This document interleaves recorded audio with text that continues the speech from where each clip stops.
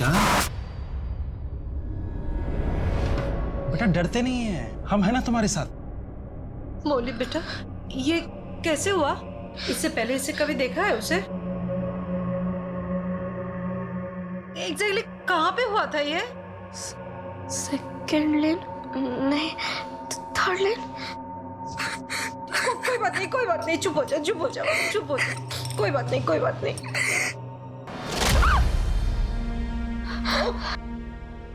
ये लो।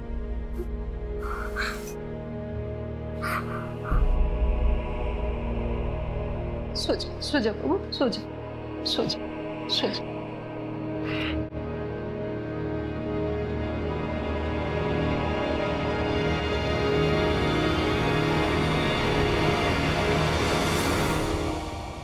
कहाँ जा रही हो तुम? जिसने भी मेरी बेटी की ये हालत की है ना, उसे मैं छोड़ूंगी नहीं। लेकिन हमें पता ही नहीं है कि वो कौन है। पुलिस ढूंढ निकालेगी।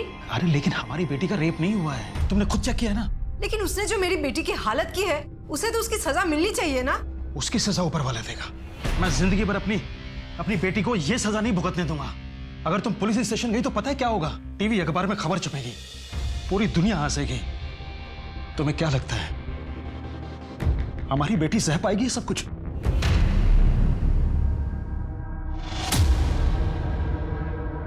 मौली बेटा, अब कैसे फील कर रही है? बेटा तेरे साथ जो भी हुआ उसे भूल जा बेटा। देख हम है ना तेरे साथ, तुझे कुछ नहीं होगा। कुछ नहीं हुआ, कुछ नहीं हुआ, कुछ नहीं हुआ, कुछ नहीं हुआ। आप? हमारे पास एक कॉल आया था, कुछ दिन पहले आपकी बेटी के साथ कुछ हुआ था।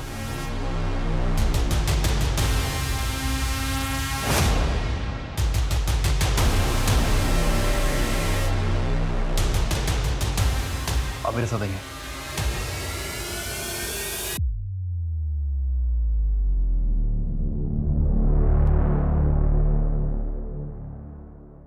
आप लोग रिपोर्ट दर्ज करवाइए और यकीन मानिए कि जिस किसी ने भी आपकी बेटी की हालत की है, हम उसे पाताल से भी खींच लाएंगे। जब मेरी बेटी का रेप हुआ ही नहीं है तो फिर रिपोर्ट किस बात की? मैं अपने खानदान की ओर बदनामी नहीं करवाना चाहता हूँ। आप गलती कर रहे हैं सर। नहीं सर, मैं कोई गलती नहीं कर रहा हूँ। जहां तक मेरा ख्याल है इसकी रिपोर्ट लिखवा कर मैं गलती करूं। आपके लिए सिर्फ एक केस हो सकता है, लेकिन मेरे लिए मेरी बेटी की जिंदगी, उसकी परवरिश, उसकी शादी, यही सब कुछ है। कोर्ट कचहरी के चक्कर में मैं अपनी बेटी की आबरू और नहीं उछालना चाहूंगा। प्लीज। कोर्ट कचहरी के चक्कर में फंस के अपनी बेटी की आबरू, खानदान का नाम नहीं उछालेंगे। ये कह के न जाने कितने माँ बाप अपनी बेटियों पे अत्याचार होने के बाद भी पुलिस पे कंप्लेंट नहीं करते। समाज क्या कहेगा का ये डर, यही हमारे समाज की सबसे कड़वी सच्चाई है। और इससे अपराधियों को आश्रय मिलता है। उन्हें ये लगता है कि वो अपनी कुछ भी मनमर्जी कर सकते हैं। मौली का केस रजिस्टर न करवा के, उसके अपराधी को सजा न दिलवा के मौली के माँ बाप ने शहर की बाकी सब लड़कियों को खतरे में डाल दिया था। एक तरह से इसका अंजाम भयानक होना ही था।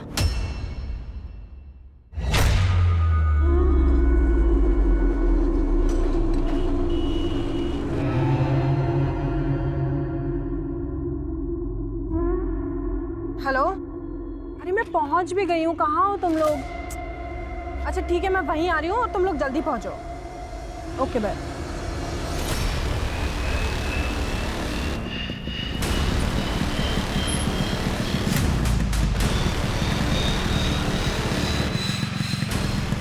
दुपट्टा छोड़, छोड़ दुपट्टा, छोड़। ओए, ओए, ओए, क्या कर रहे हो? ओए, छोड़ उसे, छोड़। रोक। कौन थे वो लोग? पता नहीं। You okay? या ओके। चलो पुलिस कंप्लेंट करते हैं। अरे ऐसे मन चले ना रोज मिलते हैं। अब हर बार पुलिस के पास जाने लगी तो पूरी जिंदगी निकल जाएगी। अरे कौशिक कहाँ रह गया अब? पता नहीं। आ गए साहब। सॉरी यार, फंसा गया। तेरी बाइक कहाँ है? तू तो कभी ऑटो से आता नहीं है। अरे यार वो बाइक पंक्चर हो गई तो लेट हो रहा था इसलिए ऑटो ले लिया मैंने। चलो ना, अभी लेट हो रहा है। चलो।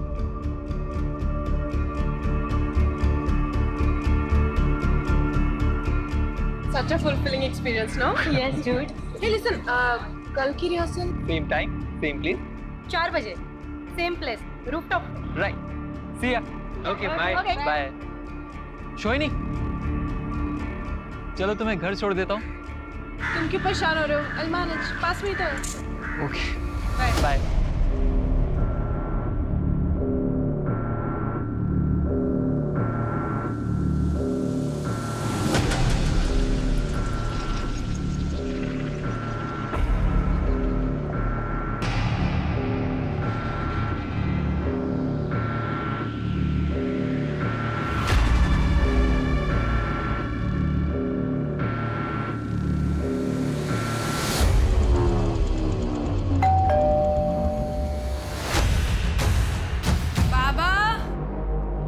दीदी, शौविक मामा तो घर पर नहीं है। लेकिन इस वक्त कहाँ चले गए? अब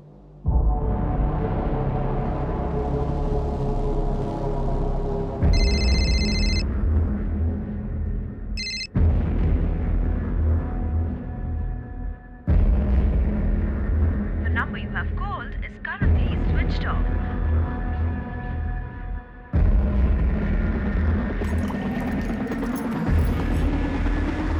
I miss you, darling. बाबा, बाबा आप यहाँ क्या कर रहे हैं? आपको मना किया ना इनसे मिलने के लिए? बाबा मुझे आपकी कोई बात नहीं सुननी है। चलिए अब आप मेरे साथ। सोहिनी, जस्ट शट अप। आपसे मुझे कोई बात नहीं करनी है, बस एक रिक्वेस्ट है, प्लीज मेरे बाबा को बख्श दो आप। चलिए।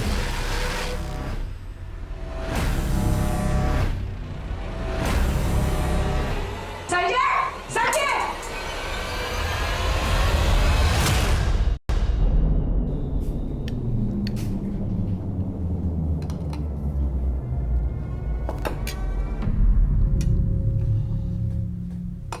अच्छा सॉरी। आपको इतनी बार मना किया फिर भी इस औरत से मिलने चले गए? अरे बेटा, संध्या का फ़ोन आया था, उसने कहा कि उसकी तबीयत बहुत ख़राब है, लेकिन वहाँ गया तो उसने शराब ऑफर कर दी। और तुम तो जानती हो बेटा, शराब के आगे मैं कितना कमज़ोर पड़ जाता हूँ। बहुत अच्छे से जानती हूँ, और इस चीज़ का वो फ़ायदा उठाती है। सॉरी। It's okay. अब कल से हम डिनर साथ में करेंगे, मैं खुद बनाऊंगी आपके लिए, और आपको शराब किसी भी हालत में नहीं पीने दूंगी। तुम मेरी बेटी नहीं, माँ बन गई हो, माँ।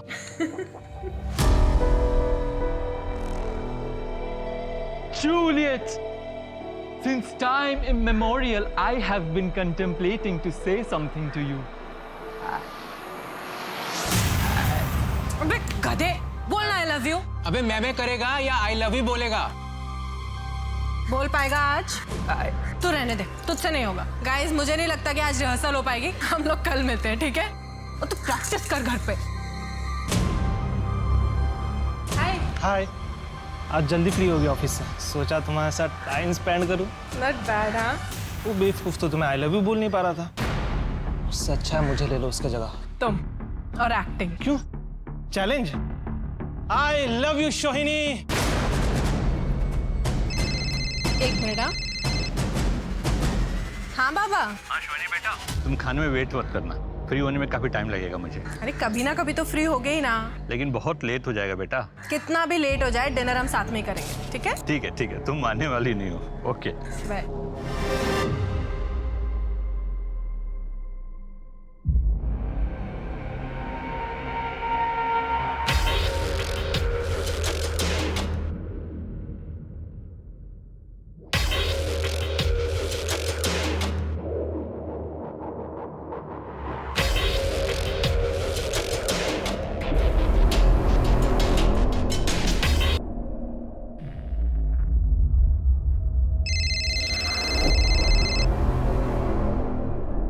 हेलो। हाँ, ओके, बाय।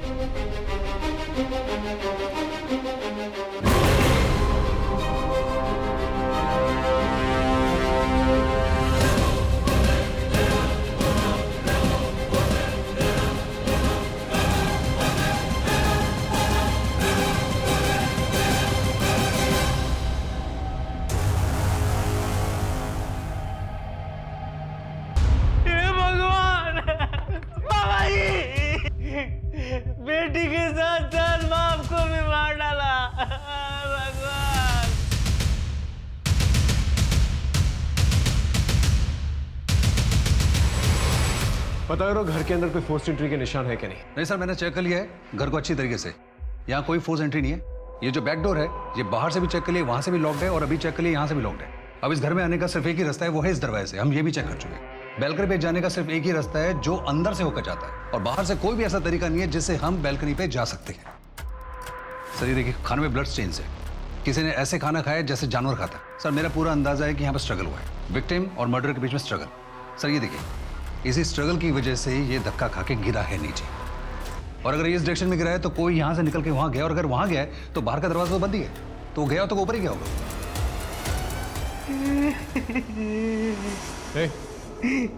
सुनो, जब तुम मिठाई लेने गए थे शोहिनी के पापा घर के अंदर थे? नहीं साहब रात को लेट आने वाले थे। शोहिनी का कमरा कौन सा है?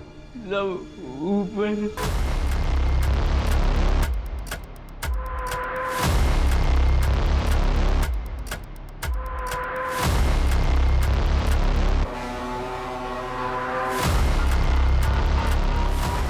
ये हेडफोन ऑन है, इसका मतलब सोनी पे हादसे होने से पहले वो म्यूजिक सुन रही थी। लेकिन सर मोबाइल फोन तो बंद है। सर हो सकता है बैटरी खत्म होने की वजह से मोबाइल बंद हो गया हो। मोबाइल अच्छी तरह से चेक। नीचे जो सोहिनी की बॉडी पड़ी हुई है वहां पर कोई ड्रैगिंग के निशान तो है नहीं। इसका मतलब उसे इसी बालकनी से नीचे फेंका गया।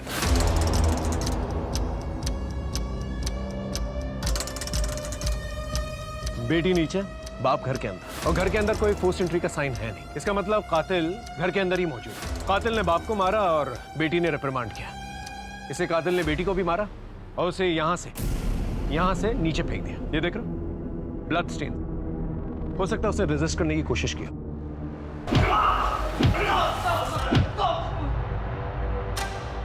सब आप लोग मुझे मार क्यों रहे?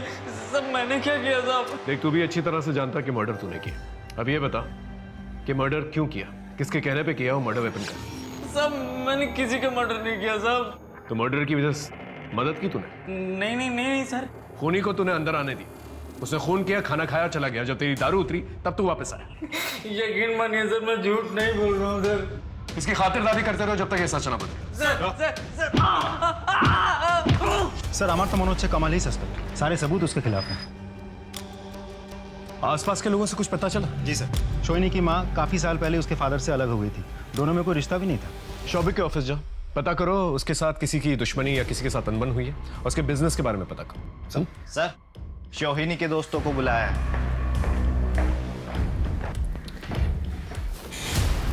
शोहिनी सबसे ज्यादा वक्त जो है आप लोगों के साथ बिताती थी। कभी आप लोगों को कुछ ऐसा महसूस हुआ कि उसकी किसी के साथ दुश्मनी है या किसी ने उसे डराने धमकाने की कोशिश की? नहीं सर। इससे पहले शोहिनी के साथ कोई हादसा हुआ? हाँ सर, एक बार हुआ था। एक आदमी सोहिनी का दुपट्टा लेके भागा था। हाँ सर, जैसे हम वहाँ पहुंचे वो भाग गए थे। चेहरा टमुना से? नहीं सर, उसने गमछा बांध के रखा था। बाइक का नंबर लिया था? नहीं सर। यह हादसा कब और कहाँ हुआ? परसों शाम को 3 साढ़े 3 बजे रविंद्र गार्डन के गेट के सामने हुआ था। वहां जाकर पता करो, आसपास के लोगों से पूछताछ करो। अगर सीसीटीवी कैमरा है तो उसकी फुटेज निकलवाओ। Right sir. शोहिनी का कोई बॉयफ्रेंड है? सर शोहिनी और मैं एक दूसरे से बहुत प्यार करते थे। 2 साल से स्टेडी रिलेशनशिप में थे। मुझे तो अब भी विश्वास नहीं हो रहा कि शोहिनी इस दुनिया में नहीं है। आखिरी बार कब मिले थे उससे? कल शाम उसके प्ले के रिहर्सल्स के टाइम पे। कभी उसके साथ कोई आर्ग्यूमेंट या कोई झगड़ा हुआ था? नो सर, कभी नहीं, नेवर सर। ठीक है, तुम जा सकते हो।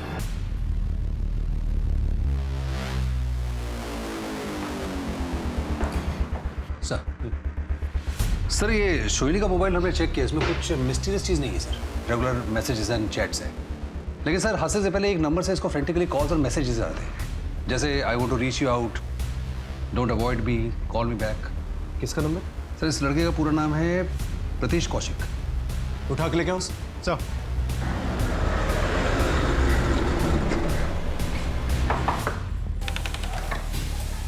प्रतीश के डाकू? वो तो घर पर नहीं है। कहाँ गया है?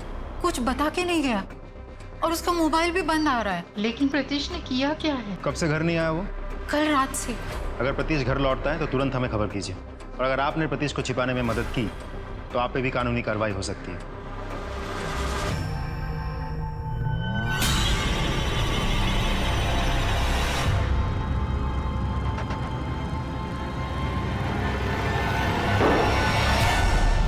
शोहिनी, तुम्हें एज ए लाइफ पार्टनर कैसा लड़का पसंद है? तो मेरा बेस्ट फ्रेंड हो। तुम बताओ मुझे कैसा लड़का पसंद होगा? वो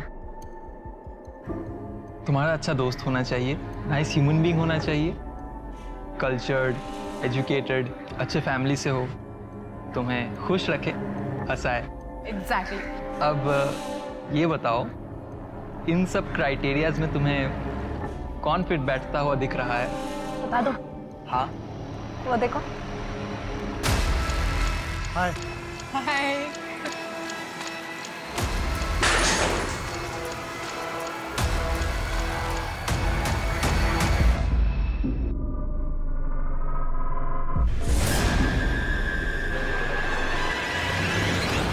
बाबा फेंकते हैं। बाबा उठिए, बाबा उठिए। आप ठीक तो है ना बाबा? हाँ बेटा। बाबा आप कब तक इस बैसाखी के सहारे चलेंगे? कभी भी फिसल जाती है। आप प्रोस्थेटिक लेग लगवाइए ना, नकली पैर। अरे बेटा, हमारे पास इतने पैसे कहाँ हैं? आपको पता है बाबा आज क्या है? क्या है? Valentine's day. Happy Valentine's day बाबा। अरे पगली, अपने बाबा को भी कोई वैलेंटाइन डे बोलता है? क्यों नहीं, एक बेटी के लिए उसका पहला प्यार अपना बाबा ही होता है। अरे मेरा बच्चा, देख मेरे कपड़े तो गंदे थे ही, साथ में तेरे कपड़े भी गंदे हो गए। चलो चलते हैं। सर, पोस्टमार्टम रिपोर्ट से ये पता लगा है कि बालकनी से गिरने से पहले शोनी के सर पर पीछे से किसी ने वार किया है, और जिस तरह का घाव है उसको देख के ये पता चलता है कि जिसने भी इस पर हमला किया है उसकी हाइट कोई 5.5 फीट के आसपास होगी। तो उसे नुकीली हथियार से इसके शरीर पर बेदर्दी से घाव किए, इसका खून निकला है, ये बेहोश होकर गिर गई है, और उसी बेहोशी की हालत में इसका रेप हुआ है और बाद में उसकी मृत्यु हो। सर तो सांघातिक व्यापार। रेपिस्ट के सीमेंट से मर्डर तक पहुंचा जा सकता है? ना सर, संभव नहीं। क्या?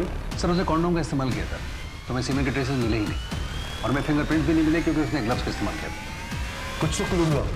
हाँ सर मिला है, लेकिन बहुत हेयर लाइन है। सर आई थिंक ये जो रेपिस्ट है ये नेक्रोफिलिक है। लड़की का खून बहता रहा लेकिन उसके बाद भी उसने रेप करना रोका नहीं। सर ऐसे लोग बहुत गुस्सैल होते हैं, इनको कोई फर्क नहीं पड़ता कि लड़की जिंदा है या मर गई है। बाबा की मौत कैसे हुई? सर बाबा का मर्डर भी इसी नुकीले हथियार से गले पे वार करके हुआ है। खून ज्यादा निकलने की वजह से इनकी मौत हुई, और उनकी बेटी की भी इसी वजह से मौत हुई है। नौकीली चीज मतलब किसी चाकू या छुरी से? नहीं सर, ये घाव चाकू और छुरी का नहीं है, ये नुकीले हथियार कुछ और ही है। दोनों की मौत की टाइमिंग? मेरे अनुभव के आधार पर पहले बेटी की मौत हुई है और उसके 1 घंटे के बाद बाप की मौत हुई, और मेरे ख्याल से दोनों के मौत में तकरीबन 1 घंटे का फर्क है। आसपास के शहरों और गांवों से पता करो कि इस किस्म की वारदात पहले भी कभी कोई हुई है कि नहीं, और अगर हुई है तो क्रिमिनल्स की डिटेल्स निकलवाओ। I think we need to revisit the crime scene.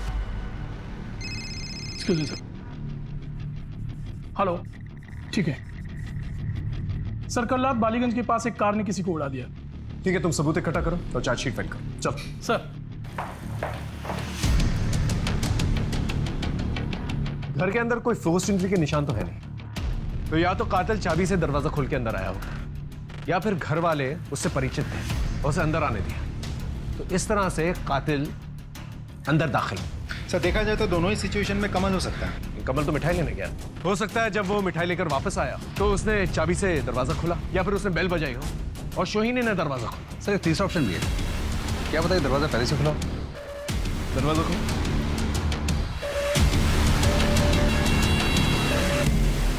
लेकिन एक बात हम भूल रहे हैं, उस दिन जब हम घर पर आए थे तो सोहिनी के कमरे में लाइट्स और फैंस दोनों ऑन। इसका मतलब जब कातिल घर के अंदर दाखिल हुआ, सोहिनी अपने कमरे में। सर पोस्टमार्टम की रिपोर्ट के हिसाब से भी पहले शोनी का मर्डर हुआ है, उसके बाद उसके पिता का हुआ है। हो सकता है जब शोनी का मर्डर हुआ तो उसके पिता वहां थे ही नहीं, और ये भी हो सकता है कि शोनी पे पहला हमला उसके कमरे में ही हुआ और उसके बाद वो बैल्कनी की तरफ भाग गई होगी, या फिर शोहिनी अपनी जान बचाकर यहाँ दरवाजे की तरफ भागी होगी। कातिल ने उसे रोकने की कोशिश की, हाथ पकड़ के या दरवाजे के बीच में आकर। शोहिनी अपनी जान बचाकर इस तरफ भागी, बैल्कनी की तरफ, क्योंकि टेरेस में जाने का और कोई रास्ता तो है नहीं। शोहिनी यहाँ से तेज भागी और कातिल उसके पीछे भागा। शोहिनी भागकर यहाँ बैल्कनी में आई होगी, जोर जोर से चीखी होगी, चिल्लाई होगी, पड़ोसियों से हेल्प मांगी होगी, लेकिन किरण किसी नौकीली चीज से उस पर बार बार हमला किया। वो यहाँ पर बेहोश हो गया। और सर बेहोश होने के साथ मर्डर ने यहीं पे रेप किया होगा, इसी वजह से सारा ब्लड जो है मैस होकर फैल के उसके हाथ में भी लग गया होगा। उसको कोई फर्क नहीं पड़ा होगा, वो तब भी रेप करता रहा होगा, इसी बीच में शोनी की मौत भी होगी। फिर रेप करने के बाद शोनी की बॉडी को ड्रैग किया होगा और यहां से नीचे फेंक दिया।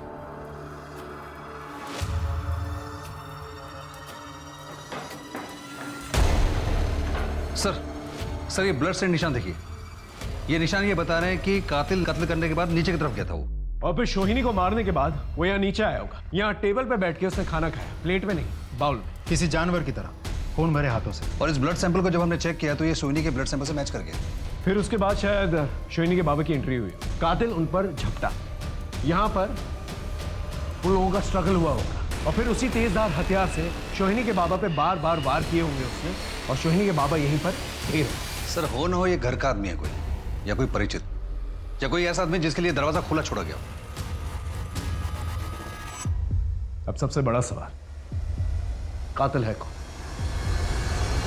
पुलिस ने डबल मर्डर का मोडस ऑपरेंडी तो आइडेंटिफाई कर लिया था, लेकिन सोहिनी और उसके पिता के कत्ल का मोटिव समझ नहीं आ रहा था और ना ही कातिल आइडेंटिफाई हो पा रहा था। यहाँ तक कि मौका वारदात पे जो सबूत मिले थे वो भी नाकाफी साबित हो रहे थे। क्या सोहिनी और उसके पिता के जिंदगी में ऐसे कोई राज थे जिनकी वजह से उनकी इतनी बर्बरता से हत्या हुई? ऐसे बहुत सवाल थे, पुलिस को जवाब ही नहीं मिल रहे थे। जी, आई एम संध्या, शोभित चैटर्जी की वाइफ और सोहिनी की माँ। लेकिन आप दोनों तो... जी, मैं अलग रहती थी, लेकिन लीगली अब भी मैं उनकी वाइफ हूँ और शोभित की मौत के बाद इस प्रॉपर्टी के वारिस भी हूँ। आई कैन अंडरस्टैंड सर कि आपके दिमाग में क्या चल रहा है, लेकिन हमारा सेपरेशन म्यूचुअल था सर। भले ही मैं अपने पति के साथ अलग रहती थी, लेकिन हमारा तो डिवोर्स हो ही नहीं। ये मैंने कोर्ट पे भेजा है। इसकी जरूरत नहीं पड़ेगी, घर आप ही का है, इट्स ऑल योर्स। और जहां तक क्राइम सीन की बात है, हमारी इन्वेस्टिगेशन हो चुकी। और एक बात सर, वकील साहब, ये कमोल के बेल पेपर्स। वो तो मर्डर सस्पेक्ट है, आपके पति और आपकी बेटी का। वो मेरे पति के रिलेटिव है सर। उनके मरने के बाद जो उन पर आश्रित है, मैं उनको कैसे छोड़ सकती हूँ सर? अगर वो गुनहगार साबित हुआ सर, तो आप प्लीज उसे फांसी पर चलाइए। I don't have any problem, but एक गरीब को आप इस तरीके से लॉकअप में कैसे रख सकते हो सर? ये लो, फॉर्मेलिटीज पूरी करो और कमल को छोड़ दो। सर थैंक यू, नमस्कार।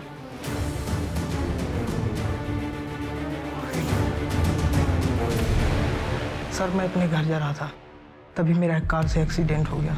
गाड़ी का नंबर देखा था? नंबर की जगह हिंदी में राज लिखा था। ये राज नहीं है, गाड़ी का नंबर ही है 2151। आपके वहाँ 2151 नंबर की जितनी भी कार रजिस्टर्ड है उन सबकी डिटेल्स यही है। एक्सीडेंट करके सर भाग जाने वाली कार का पता चल गया। उसके मालिक से बातचीत की तो पता चला कि एक्सीडेंट के टाइम वो कार अपने फ्रेंड को देकर के दिल्ली चला गया था। कौन फ्रेंड? अभिनव। उसका बॉयफ्रेंड? यस सर, ये रही उसकी मोबाइल की डिटेल रिपोर्ट। देखिए, इलाज तो हो जाएगा, पर नकली टांग बनवाने में लगभग 40 से 45 हजार खर्चा आएगा। बेटी, इतने पैसे हम कहाँ से लाएंगे? डॉक्टर साहब माफ कीजिए, हम बाद में आएंगे। चल बेटी।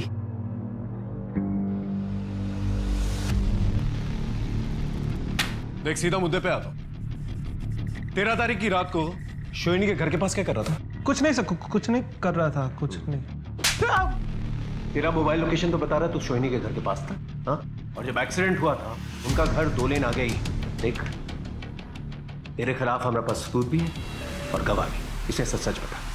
मैंने रात को सोहिनी को कॉल किया था, उसने बताया कि उसके बाबा कहीं बाहर गए हुए थे और कमल मिठाई लेने गया सर, इसलिए मैं वैलेंटाइन गिफ्ट लेके उसके पास पहुंच गया।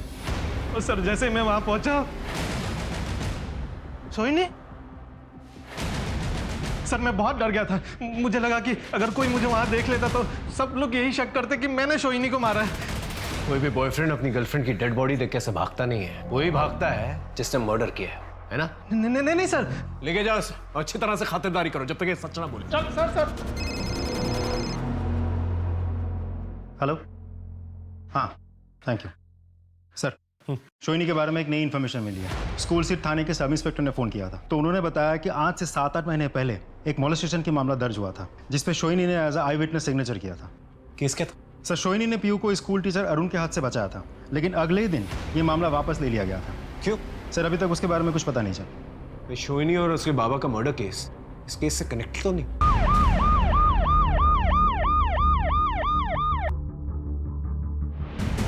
सर एक्चुअली पीहू का मोलेस्टेशन हुआ ही नहीं था।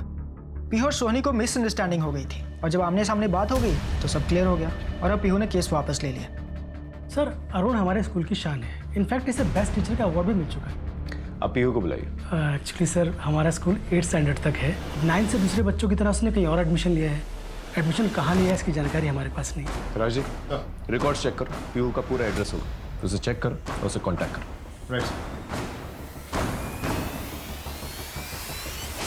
ये दीदी कोई मस्त आया क्या आज? मस्त पाने के लिए ना पैसा भी देना पड़ता है। फिकर नॉट, आज अपने पास बहुत सारा टका है। ये लो। पे जा भी जा, 5 नंबर रूम में चले जा।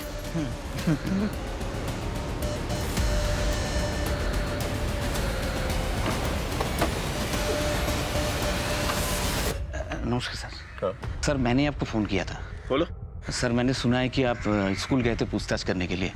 उसी स्कूल का बस ड्राइवर था मैं। सर वो लोग फिर से पाप को छिपा लेंगे, आगे कार्रवाई नहीं होगी, इसलिए मैंने आपको फ़ोन किया। तुम कहना क्या चाहते? साहब मैंने सब देखा है। उस दिन मैंने सब बच्चों को रिक्शा में छोड़ा था सर घर तक, लेकिन कुछ बच्चे सोइनी के साथ नाटक सीखने लगे। मैं वही इंतज़ार करता रहा। पीहू को ढूंढने वो सोइनी निकली। बचाओ! बचाओ! हमें कोई है यहाँ पे! सर जाने दीजिए, अब क्या करें? सर जाने दीजिए! सर आप ये क्या कर रहे हैं? शर्म नहीं आती आपको बच्चों के साथ ऐसी गंदी हरकत करते हुए? मैं आपकी कंप्लेंट करूंगी और सिर्फ एडमिनिस्ट्रेशन को नहीं, पुलिस को भी करूंगी। तो फिर पीहू ने कंप्लेंट वापस क्यों ली? पता नहीं सर। थैंक यू, बहुत वैल्यूएबल इन्फॉर्मेशन दिए तुमने। Thank you sir. मैं बहुत गरीब आदमी हूँ, हमारा नाम जानो ना से सर। फिक्र मत करो, कुछ नहीं होगा। नमस्कार सर। हाँ राजीव, अरुण और पीहू को लेके आना।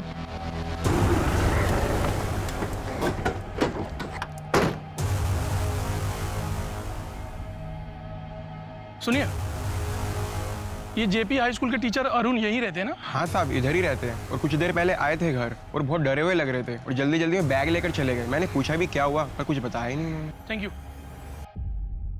तुम सोहिनी दीदी को जानती थी ना? तुम्हें पता है कि सोहिनी दीदी और उनके बाबा का मर्डर हो गया।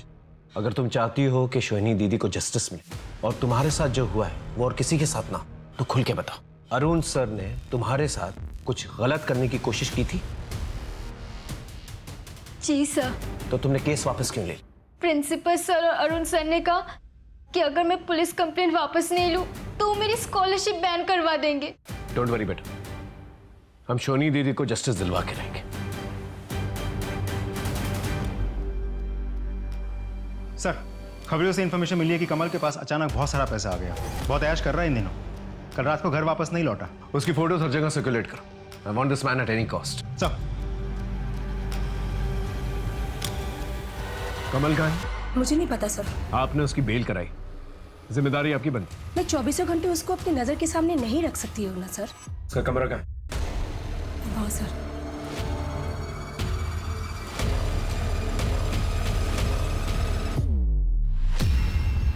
सर हाँ, ये मोबाइल मिला है। लेकिन उसने तो कहा था कि उसके पास मोबाइल फोन नहीं है। अच्छा मोबाइल निकाल। मोबाइल मेरे पास नहीं है।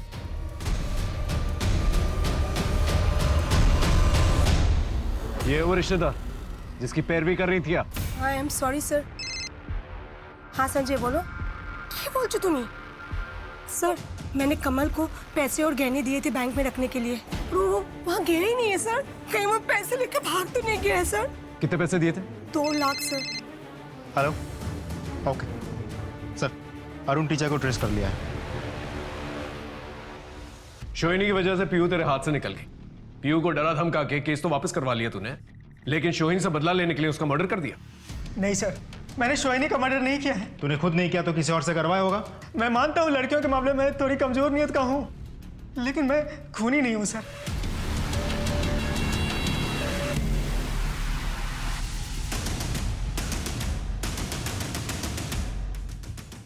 कमल, मेरा मोबाइल मिला है हमें, उसके अंदर सोहिनी के नहाने वाले वीडियोस और कपड़े बदलने वाले वीडियोस हैं।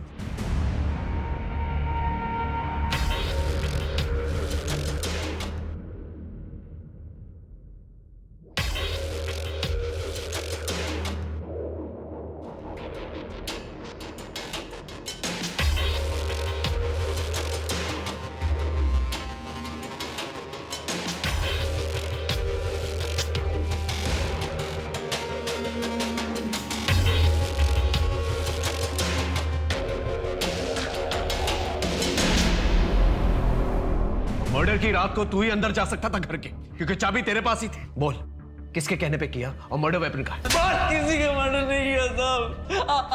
आप संध्या जी से पूछ लो, वो भी यही बताएंगे कि मैं बेकसूर हूँ साहब। संध्या जी ने तेरे खिलाफ जो रिपोर्ट लिखवाई है, उन्हें भी यही लगता है कि तूने मर्डर किया।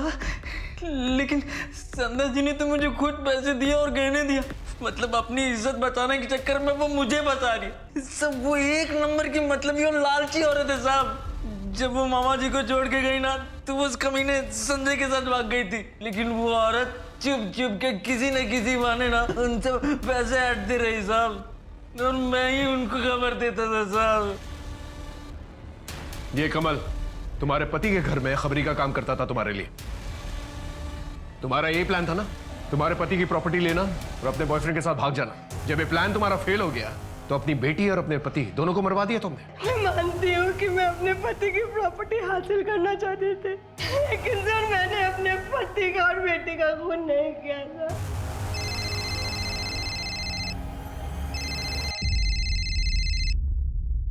हेलो प्रीतिश, कैसा है बेटा? माँ, मेरा और जीने का कोई इरादा नहीं है माँ। मैं पुलिस से तो भाग सकता हूँ, लेकिन सोहिनी की यादें मेरा पीछा नहीं छोड़ रही। सब ठीक हो जाएगा। मैं सोहिनी के बगैर जिंदा नहीं रह सकता माँ। Pritish, hello police station.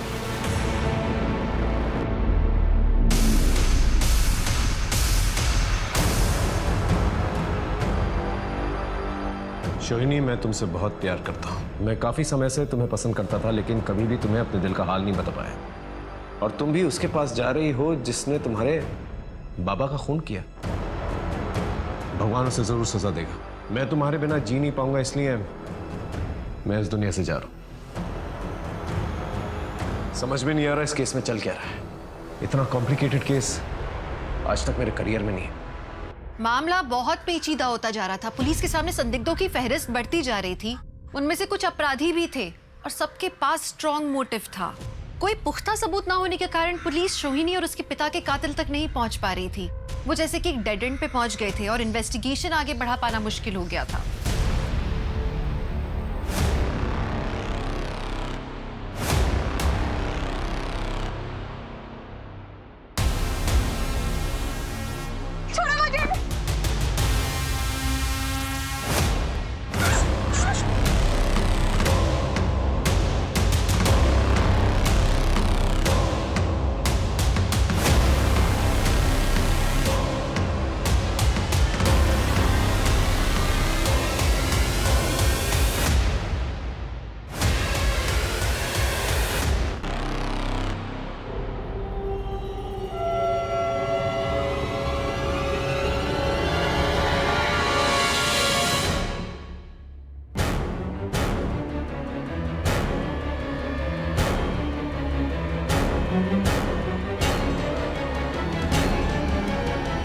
बहुत ही बेरहमी से मारा गया इसे। एक काम करो, पंचनामा करके बॉडी का पोस्टमार्टम करवा दो और ये पूरा एरिया अच्छे से चेक करो। शायद क्रिमिनल के कोई ट्रेसेस या फिर सबूत मिले। और इस रोड पर जितने भी सीसीटीवी कैमराज हैं वो सबके फुटेज चाहिए। किडनैपिंग की जगह का सीसीटीवी फुटेज मिला? जी। लगाओ। रुक, जूम इन करो। Got it. ये कार जिसके नाम पर भी रजिस्टर्ड है उस आदमी को लेके। तो आप है उस कार के मालिक? जी सर। 13 तारीख को आपकी कार कहाँ थी? लेकिन सर ये कार एक हफ्ते पहले चोरी हो गई थी, जिसकी मैंने रिपोर्ट भी लिखवाई थी। आप चाहें तो रिपोर्ट देख सकते। ये जो आदमी तुम्हारी कार चला रहा है, पहचानते हो उसे? जी नहीं सर, मैंने इसे नहीं पहचाना। Hello. Jain sir. Jain sir, मैं हुगली थाने से विनोद सेन बात कर रहा हूँ। सर एक्चुअली हमारे पास एक कार थेफ्ट का केस आया है। फिर उसी कार का इस्तेमाल एक लड़की को अगवा करने के लिए किया गया और फिर उस लड़की को एक सुनसान जगह पे ले जाकर एक बहुत ही अजीब और नुकीले हथियार से बुरी तरीके से जख्मी किया गया सर, और उसके बाद उसका रेप किया गया। सर 1 साल पहले जब मैं हावड़ा में पोस्टेड था तो वहाँ पे भी एक सिमिलर केस आया था, लेकिन सर उस केस में वो लड़की बच गई थी। वैसे सर हमने सीसीटीवी फुटेज से उस दरिंदे की फोटोज निकाली। आप देखिए, शायद को लीड मिल जाए। एक काम करो सर, अपने विक्टिम को इसकी फोटोज दिखा, हो सकता है उसे पहचान जाइए। बेड़े से पहचानते हो?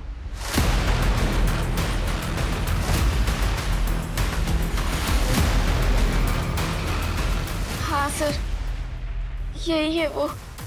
आपका सजेशन काम आया सर। मौली ने मोलेस्टर को पहचान लिया। ये वही आदमी है सर।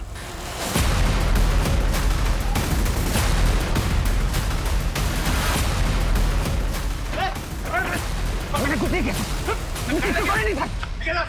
मैंने किसी को नहीं था। मैं बहुत गरीब आदमी हूँ, हमारा नाम जानो ना से सर।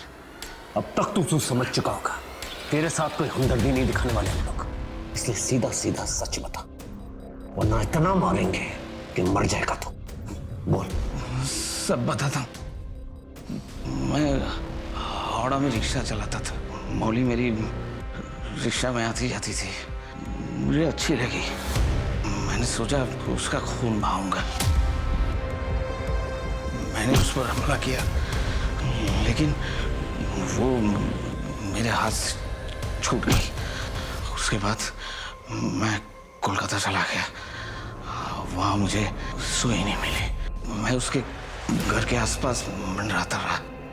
उस रात पता नहीं उसने क्यों अपना दरवाज़ा खुला रखा था, तो मैं उसके घर के अंदर गया, उस पर हमला किया। वो टेरेस पे भाग गई। मैंने उस पर हमला किया। वो नीचे गिरी, खून बहने लगा, और मैं तब तक उससे प्यार करता रहा जब तक वो मर नहीं गई। और फिर मैंने उसको ऊपर से नीचे फेंक दिया। मैं नीचे आया, खाना खाया, तब उसका बाप वहाँ आ गया था। उसे भी मारना पड़ा। तारपुर আমি हुगली चले जाई। वहाँ मीता मुझे अच्छी लगी। मैंने कार चुरा के उसका अगवा किया, उसको जंगल लेकर गए और हथियार से उस पर हमला किया। उसका भी खून बहने लगा, और मैं तब तक उससे ऐश करता रहा जब तक वो मर नहीं गई।